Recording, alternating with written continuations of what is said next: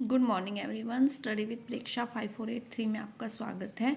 हम कर रहे हैं क्विक रिवीजन फॉर मिशन बुनियाद के लिए फॉर क्लास 6 मैथ। देखिए इसमें जो है मुझे इस प्रश्नावली में सबसे इम्पोर्टेंट क्वेश्चन जो लगा वो है कि 1 मिलियन में आप कितने लाख होते हैं। 1 मिलियन, तो हमें लिखना है 1 मिलियन।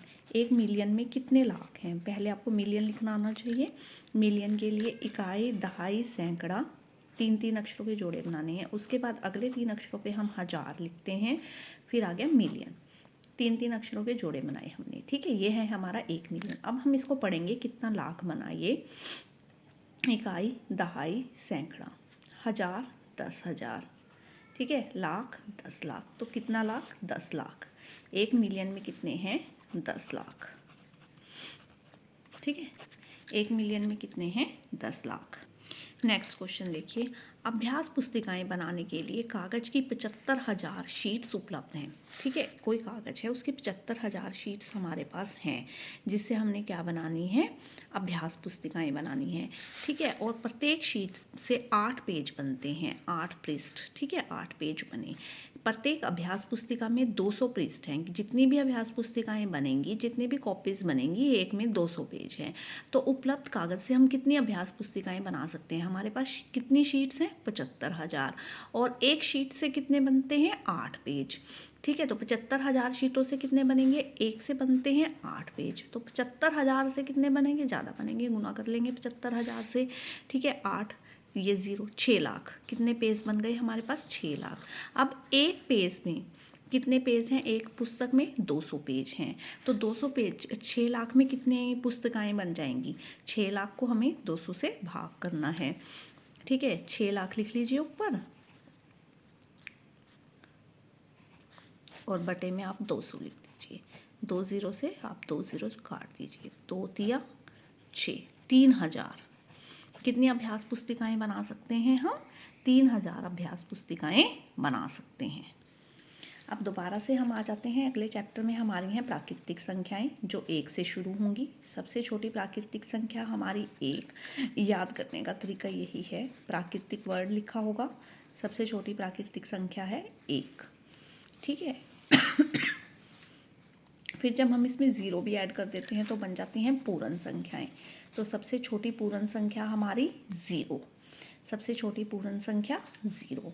फिर जब हम इसमें माइनस के -1, -2, तो ये बन जाते हैं हमारे पूर्णांक, ठीक है। पूर्णांक 0, 1, 2, 3 -b। जब हम इसमें भिन्न भी ऐड कर लेते हैं, 1/2, 3/5, 4/3, तो बन जाती हैं हमारी परिमेय संख्याएं, ठीक है। यहाँ तक आपके पास है परिमेय संख्याओं तक।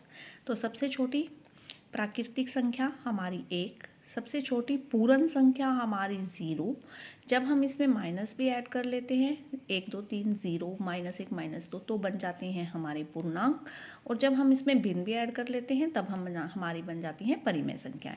अब परिमेय संख्याएं अगर छांटनी आ गई तो 2/0 ये परिमेय संख्या नहीं है। जिसके भी बटे में 0 हो वो परिमेय संख्या नहीं है, वो अपरिमेय संख्या है, ठीक है। 2/5 परिमेय संख्या है, 3/6 परिमेय संख्या है, 4/9 परिमेय संख्या है। बटे में अगर कोई पूर्णांक है तो वो परिमेय संख्या है, -1/2 परिमेय संख्या। लेकिन अगर बटे में 0 है, 2/0, 5/0, 1000/0, तो वो परिमेय संख्या नहीं है। अगर बटे में 0 है तो वो परिमेय संख्या नहीं है। देखिए यहाँ पे आ रखा है सबसे छोटी पूर्ण संख्या। अभी याद करने का तरीका बताया, 0 आ रही है ना, तो 0 सबसे छोटी पूर्ण संख्या कौन सी है? 0।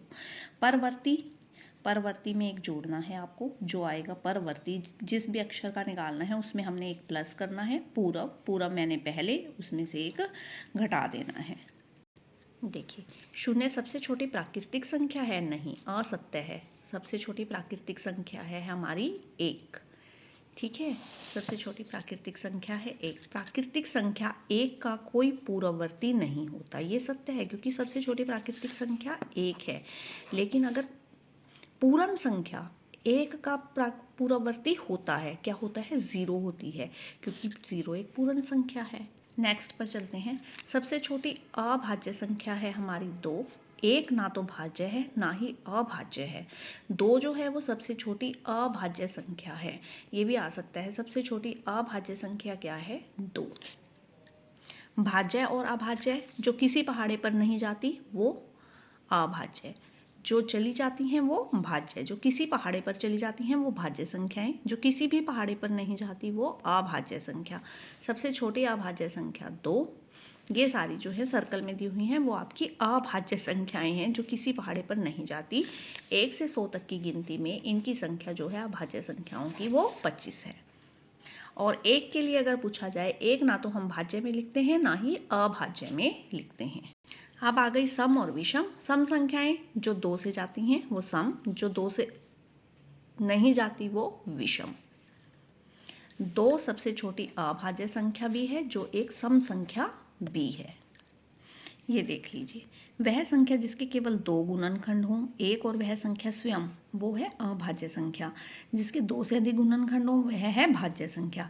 एक ना तो भाज्य है ना ही अभाज्य। सबसे छोटी अभाज्य संख्या है 2, सबसे छोटी भाज्य संख्या है 4। इन दोनों में हमेशा कंफ्यूज रहते हैं। सबसे छोटी भाज्य संख्या है 4 और सबसे छोटी सम संख्या है 2। इस चैप्टर के ऊपर तो एक वीडियो पूरी बनी हुई है और इसके ऊपर एक शॉर्ट्स भी है, उसमें से आप उसकी वीडियो सर्च कर सकते हैं।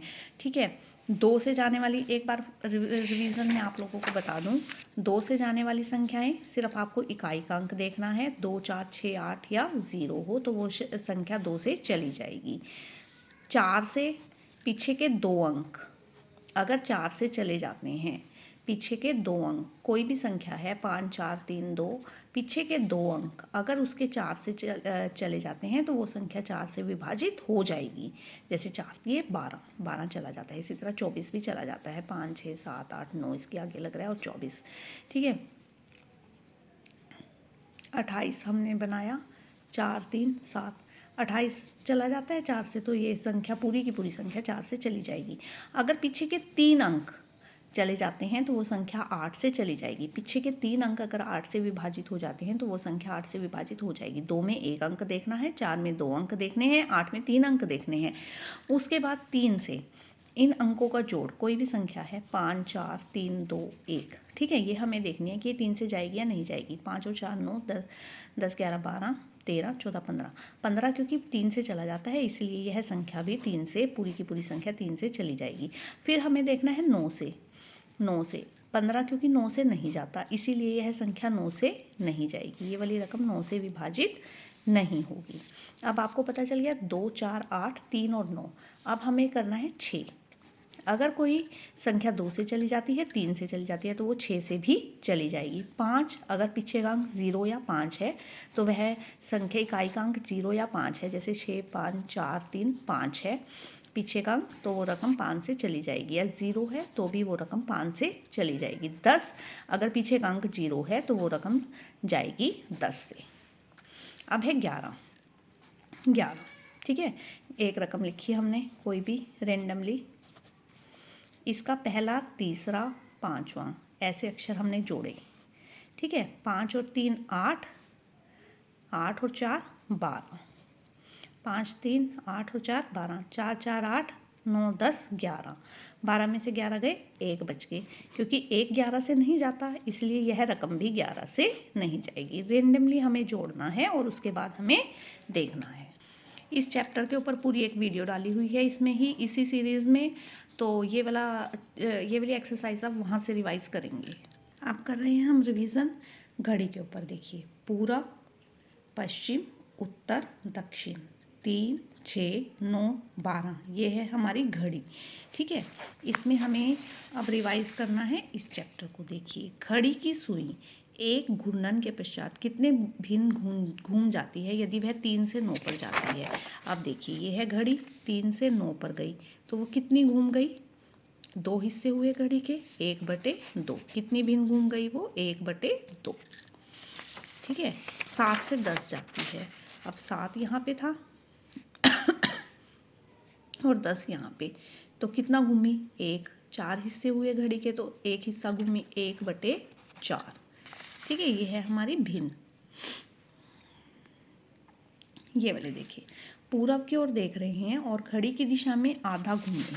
हम कहाँ देख रहे हैं? पूरब की ओर, और घड़ी की दिशा में हम आधा घूमे। आधा घूमे ना, ये घड़ी ऐसे चलेगी, आधा घूमे तो कहाँ पहुँच गए हम? पश्चिम दिशा में। किस दिशा में देख रहे हैं हम? पश्चिम दिशा में। ठीक है, घड़ी की सुई कितने समकोणों की संख्या 3 से 6 तक, वो कितने समकोण घूमेगी? 3 से लेकर जब वो 6 पर पहुंच जाती है घड़ी, तो कितने समकोण हैं? ये एक समकोण, दूसरा समकोण, तीसरा समकोण, चौथा समकोण। कितने समकोण घूमी? एक समकोण।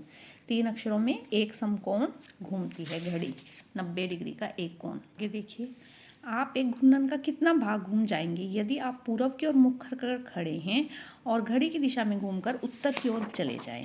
देखिए, आप यहाँ खड़े हैं और घड़ी की दिशा में आप उत्तर में पहुँच गए, तो आप कितने घूमा? 1 2 3। कितने भिन्न घूमे? 3/4 भिन्न हम घूमे।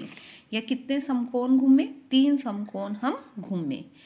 ठीक है, ये वाले घड़ी की घंटे वाली सुई कहाँ रुकेगी यदि वह प्रारंभ करे 6 से और एक समकोण घूम जाए। अब 6 पर हम बैठे हैं और एक समकोण हमें चलना है, तो हम कहाँ पहुँच जाएंगे? 9 पर पहुँच जाएंगे या पश्चिम दिशा की ओर पहुँच जाएंगे। 9 पर पहुँच जाएंगे या पश्चिम दिशा की ओर पहुँच जाएंगे। ठीक है, और हम बैठे हैं 8 पर और 2 समकोण घूम जाएंगे। यहाँ है हमारा 8। ठीक है, 8 आएगा आपका यहाँ पर। 8 पर बैठे और 2 समकोण, 9 10 11 पहला समकोण, 12 1 2। हम कहाँ पहुँच जाएंगे? हम 2 पर पहुँच जाएंगे। ठीक है, 2 समकोण घूमकर। ये देख लीजिए, ऋजुकोण होता है आपका 180 डिग्री का, समकोण होता है 90 डिग्री का, न्यून कोण 90 से कम, अधिक कोण 90 से ज़्यादा, प्रतिवर्ती कोण 180 से ज़्यादा। ठीक है, ये है आपकी घड़ी। ठीक है, और ये है 180 2, और ये हो गए 4 घूर्णन। ठीक है, 4, तो 90 से कम 1/90 हो गया 1/4, 1/4 हो गया 90, ये 90 है आपका 1/4। ठीक है, और 180 हो गया 1/2, आधा, ये 180 हो गया 1/2 घूर्णन। ठीक है, 90 से कम 1/4 घूर्णन से कम, 90 से ज़्यादा 1/4 और 1/2 के बीच में, और प्रतिवर्ती कोण 1/2 घूर्णन से ज़्यादा, 180 से ज़्यादा। ठीक है, आ गई होंगे आप। अगर आपको वीडियो पसंद आए, आप चैनल को सब्सक्राइब कीजिए please, like share and subscribe.